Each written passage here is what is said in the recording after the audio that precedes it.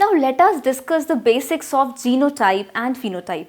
As you all have come across these words many number of times, what is a phenotype or what is a genotype? So let's start with this concept, because the understanding of phenotype and genotype is very important when you are studying genetics. So this concept of phenotype and genotype was given by Johnson in 1909. Okay, so he formulated this concept of genotype and phenotype. So what do we mean by genotype? It is the sum total of genes inherited from both the parents, irrespective of whether they are expressed or not. Means the total number of genes. It refers to what? Sum total of genes inherited from both the parents. As you all know that zygote is formed after fertilization. So zygote contains the genes from both the parents. Means if the first cell is the zygote, right? So this zygote is containing genes from both the parents, from mother also, from father also. So genotype is what? It is the sum total of genes inherited from both the parents, irrespective of whether they are expressed or not. Now what does this line means? Irrespective of whether they are expressed or not. For example, if we have a genotype of an organism, say an uppercase letter T and an uppercase letter T, and another genotype we have an uppercase letter T and a lowercase letter t. So what is going to happen? You must remember that if the dominant allele, dominant gene is present, it is going to be expressed. If a recessive gene is present, this is not going to be expressed. Why? Because in this case also we have at least one dominant gene, and when one dominant gene is present, the recessive will not be expressed. So in both the cases we will be having a tall pea plant. For example, this T, this capital T or the uppercase letter T is encoding for a tall pea plant. It means that in both the cases we are going to have a tall pea plant according to law of dominance, which states that if this dominant allele is present, dominant gene is present, this is going to be expressed no matter what is the other gene. So if this recessive is present, but with this recessive allele one dominant is also present, so this recessive is not going to be expressed. You will only have tall pea plant in both the cases. So this is irrespective of whether they are expressed or not. It depends, they will be expressed or not. So genotype is the sum total of genes inherited from both the parents. Like during fertilization we have genes from mother also and from father also, from both the parents, irrespective of whether they are expressed or not. So remember that this is for pure tall. This gene combination is for what? It is for pure tall. This, you can say, it will be a hybrid tall plant, because at least it has a gene for recessive character also, for dwarfness also. So hybrid tall. And if we have a combination like this, this will be pure dwarf. So this is what is a genotype is. Okay. So let us revise. Genotype is sum total of genes inherited from both the parents, from mother and from father, irrespective of whether they are expressed or not. For example, if I told you that this combination or this combination, both are going to produce what? A taller pea plant. We have a recessive gene over here, but this is not going to be expressed because of the presence of this dominant gene. So in both the cases we are going to have tall pea plant. So this capital T or capital T, this is encoding for a pure tall pea plant, this is encoding for a hybrid tall pea plant, and this is going to encode for a pure dwarf pea plant. Alright, I hope this is now very clear to you all. Let us start with phenotype now. What is a phenotype? It refers to the expressed or observable structural and functional traits produced by the interaction of genes and environment. So in simpler terms, how will I define phenotype is whatever you are observing with your eyes, whatever you are going to see, this will be the phenotype. For example, if you are going to see a tall pea plant, that tallness is the phenotype. Okay, but this is what? This is the genotype, which is encoding, which is explaining you about what? It is explaining you about the genes. but the phenotype is something which is going to be observed, right? For example, it is that thing that is going to be expressed or observable structural and functional traits produced by the interaction of genes and environment.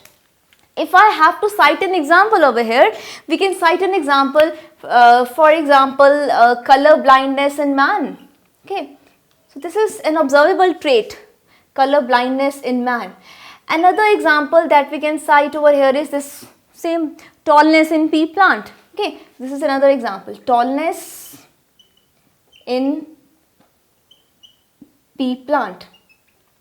What other example can you cite here is, if you talk about blood groups, so many of you have got your blood group tested. In fact, all of us have our blood groups tested. What happens during blood group testing is, some sort of test is done on a slide, they make some antigens, and after that you observe something. So blood groups is an observable trait after we check it out. So this can also be an example of a phenotype character, because it is being expressed, it is observable. So phenotype refers to the expressed or observable structural and functional traits produced by the interaction of genes and environment. Now see, when I talk about interaction of genes, what do we mean to say about interaction of genes? As you can see here, what is going to happen here, we have two different genes. One is encoding for tallness and the other is encoding for dwarfness.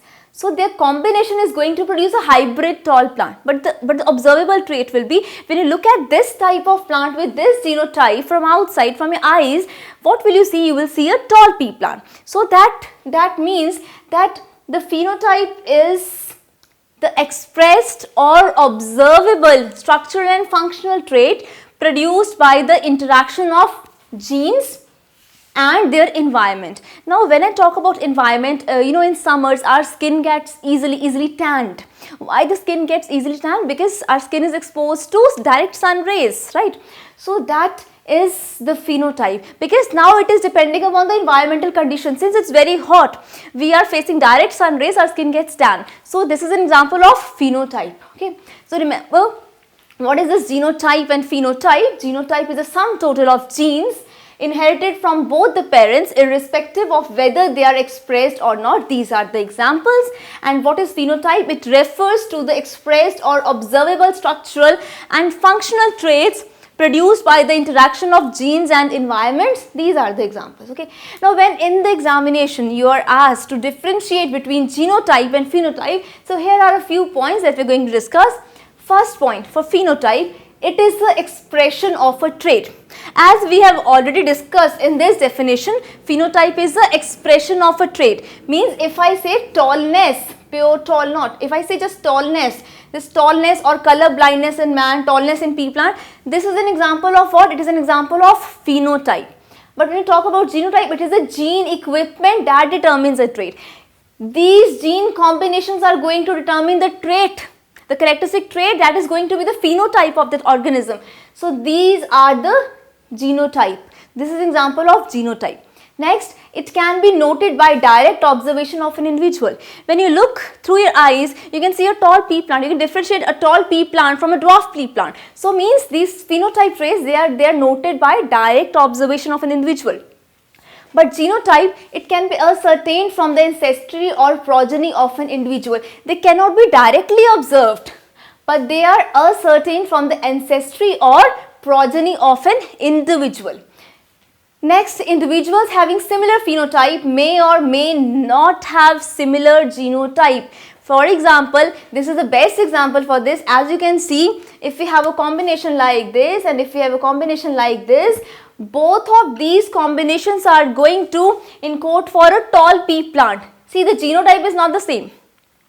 This is homozygous, this is heterozygous. Why homozygous? Because both are uppercase letters, and this is heterozygous because one is uppercase and the lowercase, means one is encoding for a dominant character, other is encoding for a recessive character. So now you can make out that these are different combinations, but still they are going to be expressed, and they are going to be expressed as tallness. We'll have a tall pea plant whose genotype is this. So this is how this point can be made clear. Individuals having similar phenotype may or may not have similar genotype. They may or may not have similar genotype, but the phenotypic character, that is tallness, is the same.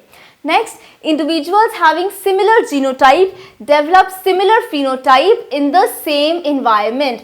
If the genotype is same, definitely then the phenotype is going to be same. If we have this genotype, or if we have this genotype in another case also, means what is going to happen? The phenotype is going to be same in the same environment. Why they have mentioned this word environment, remember? Because phenotype does depend on environmental conditions also. Genotype does not depend, but the phenotype does depend. So if individuals, they have similar genotype, they are going to develop similar phenotype in the same environmental conditions. Why? Because phenotype is affected by the environmental conditions. As I told you about the skin tanning in summers, right? So this is how environment has an influence on the phenotype of an organism. But if the environmental conditions are same, the genotype is same, the phenotype is definitely going to be same. So individuals having similar genotype develop similar phenotype in the same environment. Next, individuals having different phenotypes have different genotypes. So you all know that if we have a combination like this is going to encode for what? For dwarfness, right? So what does this means? This is going to encode for dwarfness, means individuals having different phenotypes have different genotypes. Now this phenotype, that is dwarfness, is going to have this genotype, and this phenotype, that is tallness, is going to have this or this genotype. So individuals having different phenotypes have different genotypes, okay? But individuals having different genotypes may have the same phenotype. Again, if you have these two genotypes, they can have this same phenotype. But in that case, in phenotypes, if you had different phenotypes, tallness and dwarfness, you have different genotypes. See the difference of the genotypes. But in this case, in case of genotype, individuals having different genotypes may have the same phenotype. For example, in this case, see the genotype is different in both the cases, but the phenotype is same. Next, the last point, it is determined by genotype. Phenotypic character is what? Determined by genotype, genes. And it is not influenced by phenotype. The genotype is not influenced by phenotype, okay? So this genotype is going to determine what is going to be the phenotype of the offspring, but genotype is not influenced by the phenotype of the organism. So remember, this concept of phenotype and genotype was given by Johnson in 1909. What does genotype refers to? It refers to sum total of the genes. Phenotype refers to the expressed or observable structure and functional traits. These are the differences. I hope now these are very clear to you, because these form the basis of the study of genetics.